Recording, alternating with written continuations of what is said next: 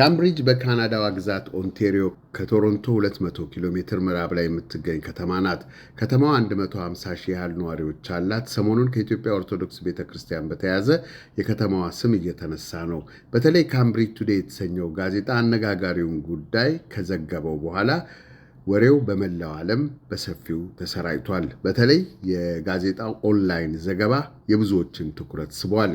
ጉዳዩ እንዲህ ነው። የፈውስ ኃይል አለኝ አጠምቃለሁ ፈውሳለሁ የሚሉት ሄኖክ ወልደማርያም የተባሉ አገልጋይ በካምብሪጅ ከተማ በማጥመቅ የመፈወስ ስራን ለማከናወን ኮንፈረንስ ያዘጋጃሉ። ሆኖም ግን በካምብሪጅ ከተማ የሚገኙ የኢትዮጵያ ኦርቶዶክስ ቤተክርስቲያን መሪዎችና አገልጋዮች አጥማቂ ነኝ ብሎ የመጡት ሰው የሚያካሂዱት ተግባር ከእምነቱ ውጪ መሆኑን በመግለጽ ችግር ውስጥ ያሉት ህመም ውስጥ ያሉትን አድቫንቴጅ ለመውሰድ የሚደረግ መሆኑን በመግለጽ ለሚመለከታቸው አስታውቋል። ጉዳዩም ከፍተኛ ትኩረትን ስቧል። ካምብሪጅ ቱዴይ ለዝግጅቱ የተሰራጨውን ማስታወቂያ በማስተርጎም መመልከቱን አስፍሯል። ዝግጅቱን የሚያካሂዱት ግለሰብ ራሳቸውን ቢሾፕ ሄኖክ ወይንም ቄስ ሄኖክ ብለው እንደሚጠሩ ካምብሪጅ ቱዴይ ገልጿል። ካምብሪጅ ቱዴይ የተመለከተው የቢሾፕ ሄኖክ ፌስቡክ ገጽ ላይ በማጥመቅ ሰዎች ሲፈወሱ ውሃ ሲረጭባቸው እጢ የወጣላትና የተፈወሰች የተባለች ሴትን ያካትታል። ይህ የተከናወነው በዊኒፔግ ከተማ መሆኑንም ይገልጻል። ቴይለር ብሉስትሮድ የካምብሪጅ አዲስ መጪዎች ማህበራዊ አገልግሎት ሰራተኛ ናቸው። ይህንን በመሰለው ነገር ነዋሪዎች እንዳይታለሉና እንዲጠነቀቁ እንደሚያሳስቡ አስታውቀዋል።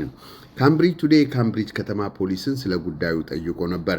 ፖሊስ አሁን ባለው ሁኔታ ድርጊቱ ወንጀል ነው ብሎ ለመፈረጅ እንደማይቻል፣ የወንጀል ድርጊት ምልክት ከታየ ግን ምርመራ እንደሚያደርግ አስታውቋል። ብርሃን ቴሌቪዥንም ከጉዳዩ በተያያዘ ከእንግዳ አሉ። ወደዛ እናልፋለን።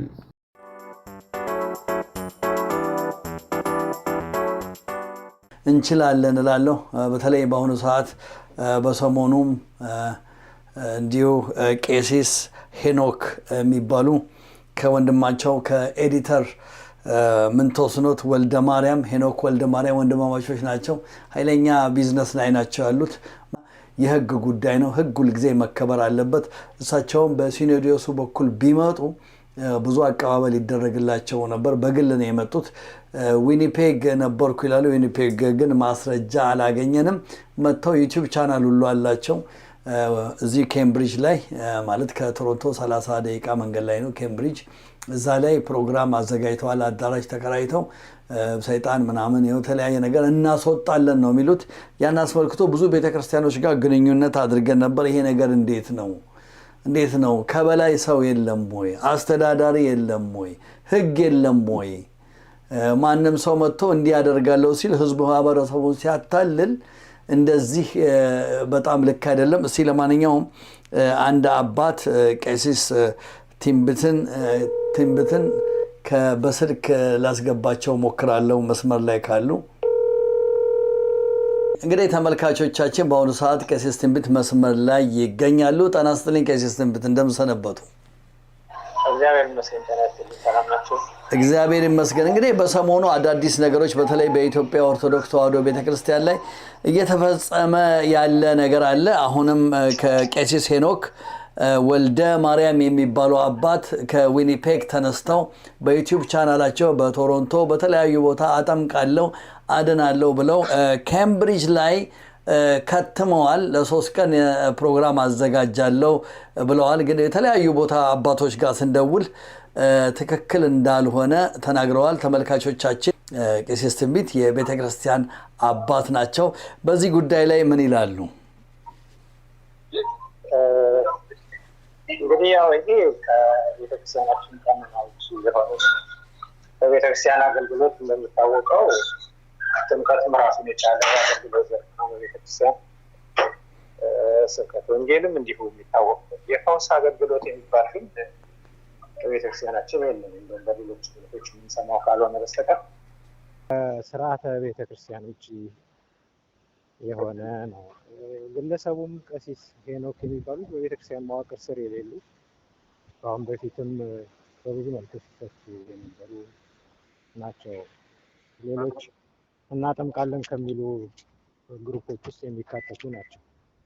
ስለዚህ ይሄ ከቤተክርስቲያናችን ስርዓትና ቀኖና ውጪ ነው ብለው ግን እንግዲህ ቤተክርስቲያኗ እዚህ በውጭ የሚገኘው ሲኖዶስ ኃላፊዎቹ ይሄንን ነገር ማስቆም አልቻሉም። ምክንያቱም የካናዳ መንግስት የፖሊስ የኬምብሪጅ መንግስት የካናዳ መንግስት በተለይ ኬምብሪጅ ያለው ሚዲያ ለቅድስተ ማርያም ቤተክርስቲያን ለዋናዎቹም ኢሜል አድርጎ ነበር። እንዲሁም በኪችነር ኪዳነ ምህረት የሰበካ ጉባኤውንም አነጋግሮት ነበረ። ነገር ግን ምንም አይነት ክሪሚናል እንትን እስካላየን ድረስ ይህን ነገር አናስቆምም ነው የሚሉት። ምን ያህል መሄድ ይችላሉ ቤተክርስቲያኖች ነው ወይስ ከኢትዮጵያ ሲጀመር ኢትዮጵያ ውስጥ ሲጀመር ይሄ ነገር መቆም የለበትም ወይ? ምክንያቱም መቼም ልጅ ያለ አባት ዝም ብሎ መንቀሳቀስ አለበት ብዬ አላምንም። እውነት ነው፣ ትክክል ነው። ያው ይሄ ችግር የሚመነጨው ከላይ ከመዋቅሩ ነው። እነዚህን ግለሰቦች ማስቆም እንዲችሉ በብዙ መልኩ ለሲኖዶሱም ጽሕፈት ቤት በየክፍሉ ላሉ የሀገረ ስብከቱም ሊቃነ ጳጳሳት በጠቅላይ ቤተ ክህነት ዘርፍም ብዙ ጊዜ አቤቱታ ቀርቧል። ይህንን የቤተክርስቲያኒቱን እምነት እንዳይሸረሸር ከሚፈልጉ ወገኖች ማለት ነው። ነገር ግን የቤተክርስቲያኒቱ አንዳንድ አባቶች ከነዚህ ግለሰቦች ጋር የግል ጥቅም ትስስር ያላቸው በመሆኑ ሆን ብለው እንዲህ አይነቱን ነገር ማስቆም የማይፈልጉ አሉ። ዞሮ ችግሩ ከመዋቅሩ ነው። በሌላ መልኩ ህዝቡ በራሱ እውነተኛ የሆነውን የቤተክርስቲያኒቱን እንትን በትክክል ተረድቷል የሚል እምነት የለን። ምክንያቱም አሁን አብያተ ክርስቲያናት ሳይሆኑ እኒህን ሰዎች የጋበዟቸው ግለሰቦች የኦርቶዶክስ እምነት ተከታይ ነን የሚሉም ሌሎችም እንዲሁ በእምነቱ ሳይሆን በአይን የሚታይ ነገር የሚማርካቸው ግለሰቦች ተሰባስበው ነው የሚጋብዟቸው እንጂ አብያተ ክርስቲያናት አይደሉም። በእርግጥ አንዳንድ አብያተ ክርስቲያናትም አሉ እንደ ኃላፊነት የጎደላቸው ካህናት ያሉበት አብያተ ክርስቲያናትም በግል የሚጋብዟቸው አሉ። ገንዘብ ፍለጋ ነው ይህንን የሚያደርጉት እንጂ እውነተኛ ፈውስ የሚገኝበት ትክክለኛ የቤተክርስቲያኒቱ ቀኖናን የተከተለ አሰራር ነው ብለው አምነውበትም አይደለም። ግን በዛ ሰዎች ገንዘብ ሊሰጡ እንደሚችሉ ስለሚያምኑ ይህን ድርጊት ከሚፈጽሙ ሰዎች ጋር በጥቅም በመተሳሰር ይህን ነገር ያከናውናሉ እንጂ በቤተክርስቲያኒቱ እንደዚህ አይነት የአገልግሎት ልማድ የለም። እንደውም የተከለከለ ነው። ከቤተክርስቲያን ውጭ የሚደረጉ ነገሮች በሙሉ የተከለከሉ ናቸው፣ መንፈሳዊ አገልግሎትን በሚመለከት ማለት ነው። አመሰግናለሁ። በመጨረሻ ለማህበረሰቡ ምን መልእክት ያስተላልፋሉ? ለኦርቶዶክሱ በጣም አመሰግናለሁ። እንግዲህ ለኢትዮጵያ ኦርቶዶክስ ተዋሕዶ እምነት ተከታዮች በሙሉ ማስተላለፍ የምፈልገው በእውነቱ የትንቢት መፈጸሚያ እንዳንሆን ነው። ተአምራትን ማየት ይሻሉ በሚል የተነገረብን እንዳንሆን ቤተክርስቲያኒቱ የምትከተለውን በቅዱስ ወንጌል የተጻፈውን መማር እንዳለባቸው እና እንደዚህ በሃይማኖት ስም የሚነግዱ የሰዎችን ችግር በመንቀስ እያወጡ ሰው የሚቸገርበትን ምክንያት እንደ አንድ የጥቅም መንገድ እያዩ ለሚንቀሳቀሱ ካህናት ነን የሚሉ ግን ካህናት ያልሆኑ፣ የቤተክርስቲያን ነን የሚሉ ነገር ግን የቤተክርስቲያን ያልሆኑ በግላቸው የቤተክርስቲያኒቱን ልብሰ አርአያ ለብሰው የሚያታልሉ ሰዎችን ቢጠነቀቋቸው ጥሩ ነው። ምክንያቱም እንደ ሃይማኖተኛም ላያስቆጥር ስለሚችል እና የቤተክርስቲያንን ድምፅ ብቻ የእውነተኞቹን የአባቶቻችን ድምፅ ብቻ ቢሰሙና ቢከተሉ መልካም ነው እላለሁ። ከልብ ከልብ አመሰግናለሁ። ተመልካቾቻችን ቀሲስ ትንቢት ሀብቴን እያመሰገንኩኝ ጤና ይስጥልኝ። መልካም ቀን እላለሁ። አመሰግናለሁ። ሰላም።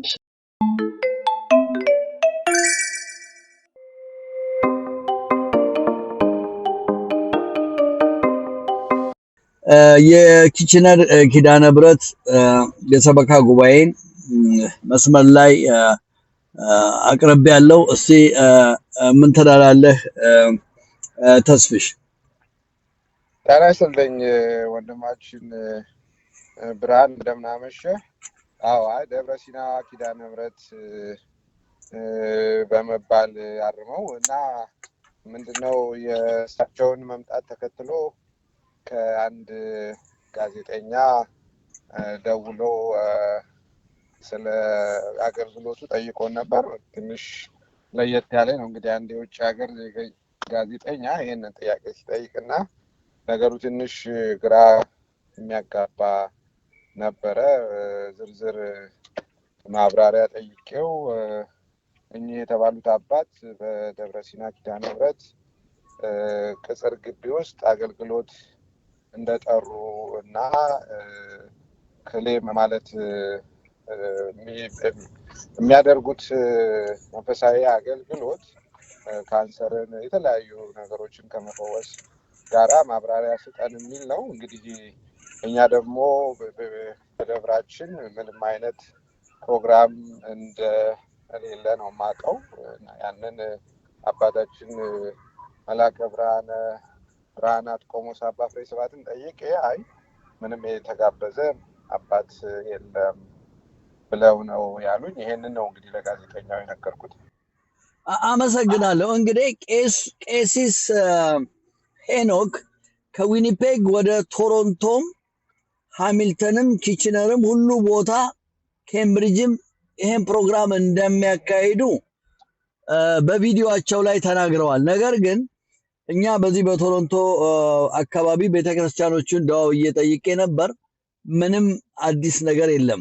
ብዙ ጊዜ ከኢትዮጵያ ኦርቶዶክስ ተዋሕዶ ቤተክርስቲያን ከዋናው ከሲኖዶስ ሰው ሲላክ ነው እዚህ አካባቢ እንትን የሚለው። ግን ሰውየው በግል ይምጡ ማን ያምጣቸው ባይታወቅም ከዚህ በፊት እንደዚህ አይነት ኢንፎርሜሽን ስለ ሰውየው ሰምተሃል?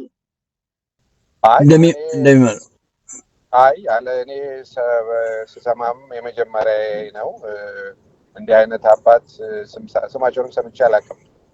የሆነ ሆኖ እኛ አንድ አባት መጥቶ ሲያስተምር እንደ ቦርድ የማጠየቅም የማዘዝም ስልጣን የለንም። የሆነ ሆኖ ግን ያንን ደብር ቤተክርስቲያን እዛ ነው